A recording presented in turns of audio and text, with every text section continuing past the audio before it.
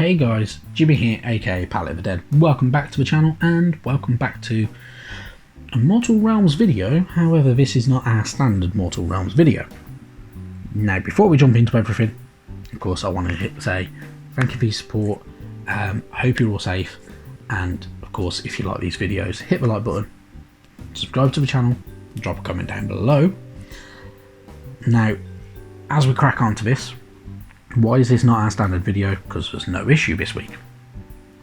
So, what is this video all about? In all honesty, I'm kind of thinking what could come after Mortal Realms magazine is finished. Now, they have already recently done a Warhammer 40k magazine, which was Warhammer 40k Conquest. In this magazine you got the Space Marines, so you got some of the new Primaris Marines and stuff like that in there, and new bits and pieces from that, and basically everything that you got in the Dark Imperium box set, including Death Guard units, a couple of tanks, that type of stuff, as well as some terrain pieces, which was pretty cool. And in all honesty, I kind of wish I'd started with that magazine and bought that magazine, but beggars can't be choosers. Mortal Realms is more my thing. Now, in Mortal Realms, we've still got a lot of stuff to come. So we've still got a load more terrain, we've still got a load more units, and a load more paints, a couple of bits and pieces here, there, everywhere, and a lot more scope to get a lot more done with it. So we've got some really, really good stuff going. But it's only around for 80 issues, so what can come after it? In terms of Age of Sigmar, there's not a lot of scope, and I don't think they'll do any of it, because the only other box sets that they did, or major box sets that they did, was Feast of Bones, which is highly unlikely they'll do, which was the Ogor Moor Tribe and Ossiarch Bone Reapers.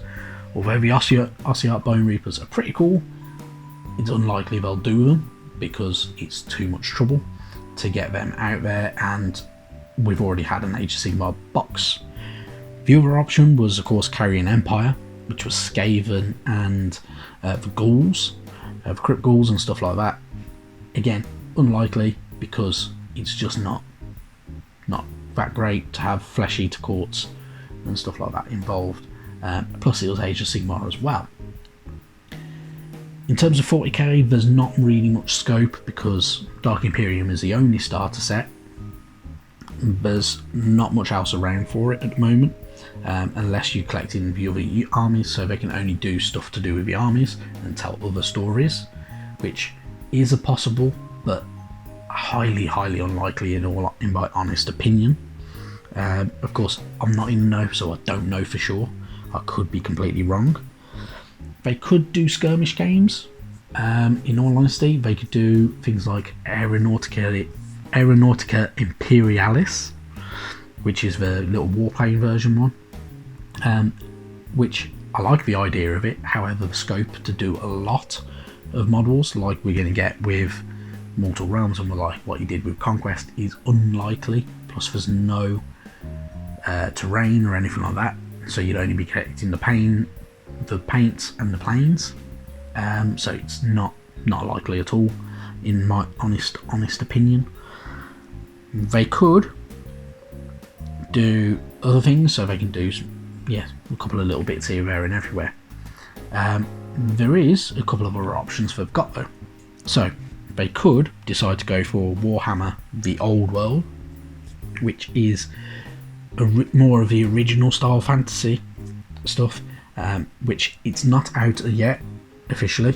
So you've got, with this, you're only going to be able to get older models currently, so things like the old square base models, so like Empire units and stuff like that, which are now classed as free guild and stuff like that. You could have that when it comes out in 18 months to 2 years time, which I like the idea of that. I think it would be really good because it gives you a lot of scope to get different armies, different things on the go, like Kislev, Bretonnia, the Empire, proper dwarves, instead of just the Dwaradin Fire Slayers and stuff like that. You can have proper armoured dwarves and shield carrying dwarves and stuff like that.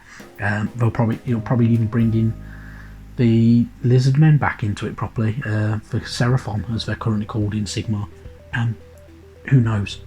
They could do it. I don't think that it's that likely, because it will be too new at the time, if it's even out by the time Mortal Realms finishes. The other option is something we have technically already done before. Now, going back 16-17 years, they did a magazine with a company called D'Agostini, which was the Lord of the Rings battle games in Middle Earth. This was where I got started, in all honesty, and these were pretty cool. It was Lord of the Rings tie-in magazine, and you got models, you got paints. In all honesty, paints were crap, because they were a fifth of the size of the pots of paints that we're getting now. You were getting the little tiny little tester pots, essentially, which was piss poor, and you'd rinse through them in no time at all. And some of the models weren't all that good. The sculpts were basic. They weren't as detailed as they are now, because now they've improved their equipment, they've improved their processes, and they can get some really good stuff out now. And some of the models, like individual heroes, were metal models, which were good, but you'd get a lot of flashing on there. So you get a lot of these little bits that just stick out. Sometimes they'd get damaged, sometimes they'd be bent, sometimes you'd have swords that are actually bent out of shape and out of place, and for really crap to put together, you had to use super glue to glue them. They weren't that good, but they were a good place to start when I got started. But in terms of Lord of the Rings, it went quiet for a few years. Then The Hobbit came out, and they did a Hobbit set, which was decent. It's not a bad set. I must admit, I bought it. I haven't painted the majority of it. It's been sat in a box underneath a bed. I'm not too fussed about it. I really don't want to do it, in all honesty. But they then decided to kind of re-release the Lord of the Rings stuff. So after it all kind of ran out and they stopped producing it, they've started redoing it again. So they started off with the Lord of the Rings Battle of Pelennor Fields box set, which includes like a Ringwraith on the Fell Beast. It includes a Troll, it includes Mordor Orcs, Riders of Rohan, Warriors of Rohan, and the Army of the Dead, as along with King Theoden of Rohan as well. They've done more bits and pieces as well, so they're re-releasing new parts to the new art, to the armies and stuff like that, although it's not new characters, it's new stuff. So resculpts of certain other armors, characters as well. So they're going to be doing Eomer in the very near future, a resculpt of him, which looks far better than the original, and it should be really good. They've also been doing new terrain, which is a bit unusual, because the old terrain was tat. In all honesty, it wasn't very good. They didn't really focus on it. They made these little tiny wall pieces, some broken statue stuff, and that was your entirety of Lord of the Rings terrain. Apart from they did Helm's Deep and they did the Minas Tirith walls. They didn't do much more than that. But now they've done Rohirrim houses and Rohirrim Watchtower and Palisades walls. So my trailer thought is, if they're doing that, they could do Gondor buildings, they can do burnt down dilapidated buildings, they can do a lot more scope to do stuff. They also have a wealth of units that they can bring into the magazine to kind of get you going, so you can have a whole good versus evil scheme going. So you could have, alongside your Riders of Rohan, you can have Ents, you can have Warriors of Gondor, you can have Gondorian Knights, you can have Halflings from the Shire, you can have Elves, so you can have Lothlorien Elves, you can have Mirkwood Elves, you can have High Elves, you can have the old style Second Age Warriors of Gondor. On Forces of Evil, you've got Trolls, you've got different types of kind of evil forces. You've got, of course, you've got a multitude of Ringwraiths. You've got 9 Ringwraiths to choose from. You've got a lot more scope to get a lot more done out of it. There's a lot more units that they can build.